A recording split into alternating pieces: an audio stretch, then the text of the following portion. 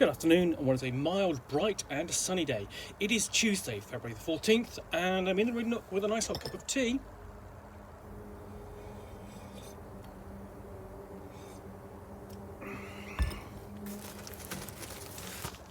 And a parcel to unbox, which is this, or perhaps this, which has come in this very light packaging.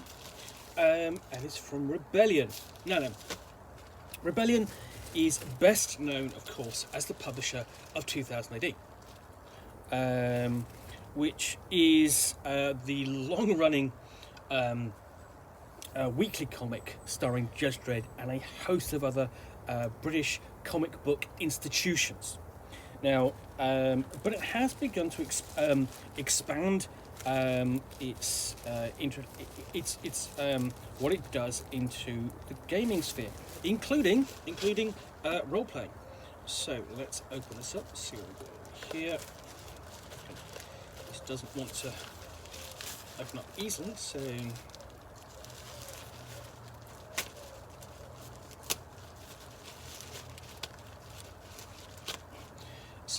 A couple of years ago or so, what Rebellion did was they did something interesting with the magazine format. They took the magazine format and produced a complete role-playing game. This is, you've got and the result was Tartarus, which was a science fiction kind of stuck in a spaceship, attacked by sort of like zombies or something, trying to get to a new world setup. And this came out, was quite well received, and what we've got here is is a set of dice. This is a set of 6 custom-sided dice for The Adventure Presents Tiny in the Tower, or a role-playing game suitable for ages 8+. So, really quite a nice little set of 6-sided dice. If you are, to go with Tiny in the Tower, Cosy Role-Playing, or Cosy Fantasy Roleplaying, a game of little protagonists and large predicaments. It's written by Rose Whittaker and illustrated by J.J. Arosier. Essentially, it's part of the Adventure series, which is the pick up and play RPG series. A simple system, complete role-playing game with just 3 pages of rules. Easy to schedule, no player prep required. Just bring this magazine and some dice. Complete adventure, a 3-session campaign you'll actually finish. So what's inside? You get how to play section, allies and antagonists, map handouts, special rules, 6 pre-made character sheets, and a missing wizard, a magical tower, a band of small-time heroes. Have you bitten off more than you can chew? Tiny heroes, tall tower, big trouble. So there is sort of like a thread, I suppose, a little sort of like small part of the hobby, which dwells on the anthropomorphic. And especially playing tiny heroes in big environments. Obviously, Mouse Guard is the most well-known, quickly followed by Mouse Ritter, and then you're looking at things perhaps like Fabled Times, or basically the board games by Played Hat Games, where you play, or Mice and Mystics, where you play adventures on a board. But they're really kind of role-playing adventures at the same time. So what we've got in here, have a look inside, is here's the adventure and how to use it.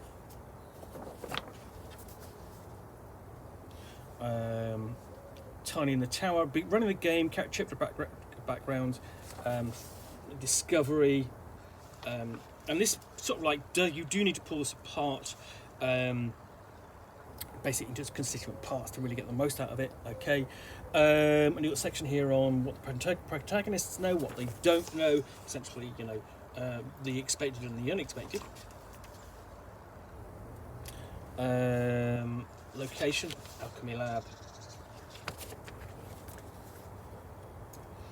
The library. Again with these fantastic illustrations, really nicely done.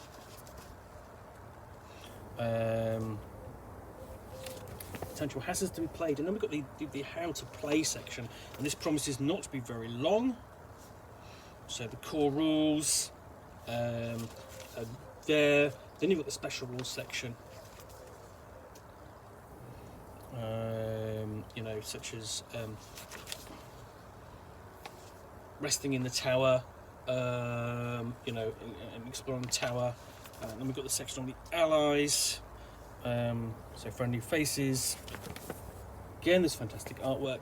The antagonists,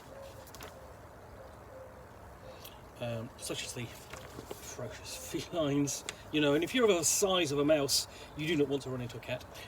The map handout, this is where the area where they will be playing, so you can see, for example, you know, the starting point, you've got the alchemist laboratory in complete disarray. Then you've got the tower itself, the various levels, alchemy lab, library, living quarters, herb garden, astro study, storage room, and entrance hall.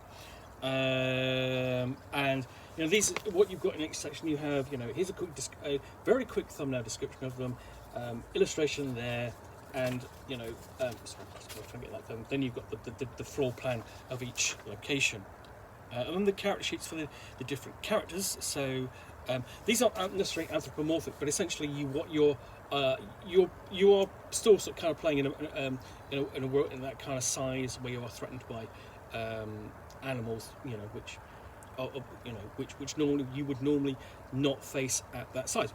So you know, you've got the that's the fighter, the scout,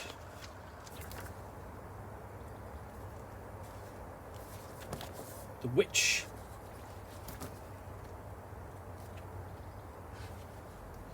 the trickster,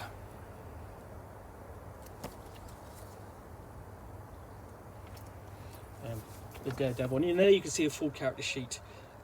In essence, essentially, you know, abilities: toughness, smarts, agility, health, resolve, and wits. Drives, you know, which basically, so you've got the basic core abilities. Drives, which keep push the character forward. Bit of background, and then you've got the gear with the usage boxes marked there. And you've got a rules reference on the back. So essentially, everything you need is on those is on these two sheets. Okay, but if you want the rules reference, just flip over a page and it's there. And essentially, it's going to do the same again for each of these characters. And this is essentially why you are going to be pulling these off. So basically, pulling these off out of the magazine, more or less. You know, and handing them out. And then we, as I said, you know, get back to the next location. And again, nice illustrations, floor plans of each location. Living quarters. And then we've got cunning creatures, essentially those that the player characters will be encountering on their way up. Vicious vermin, magical mice,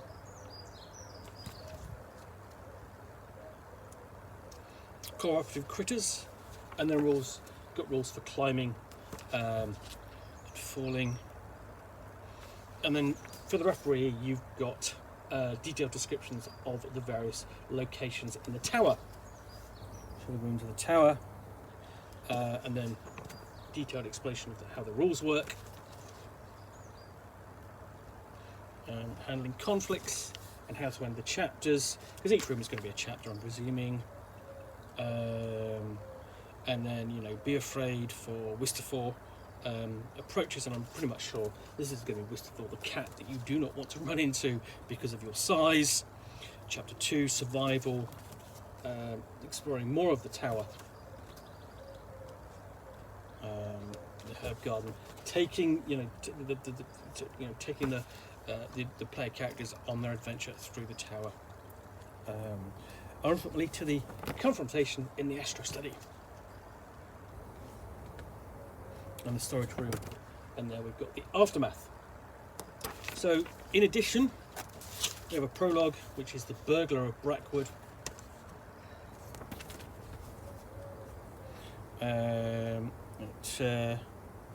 This is a short adventure.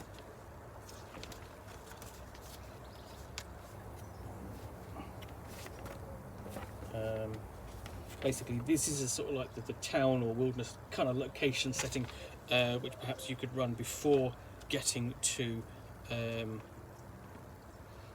actual location itself, I presume.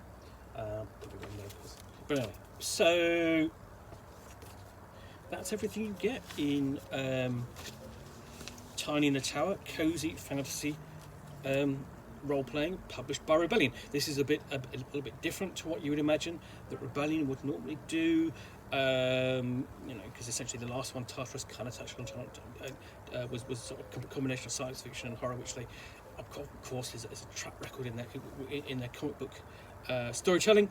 So yeah, this will be interesting to dig into. Essentially a one-shot game, mini campaign that you can run and complete. But nicely appointed, everything you need to play in it. And afterwards, once you've played it, you've got a really nice set of cute dice. So, thanks for watching another unboxing in the Nook. If you've enjoyed this, then please do click on the like button down below. And of course, if you've got any comments or feedback, I do appreciate you taking your time to post those. And lastly, if you want to be alerted to get more unboxings where you will see me out here with a package containing a book or game, or in this case a complete role-playing game done as a magazine, which I will unbox and talk about to the best extent of my knowledge for roughly 10 minutes or so, all of course accompanied by a nice hot cup of tea.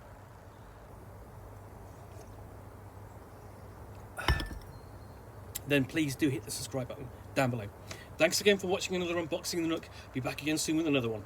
Bye for now.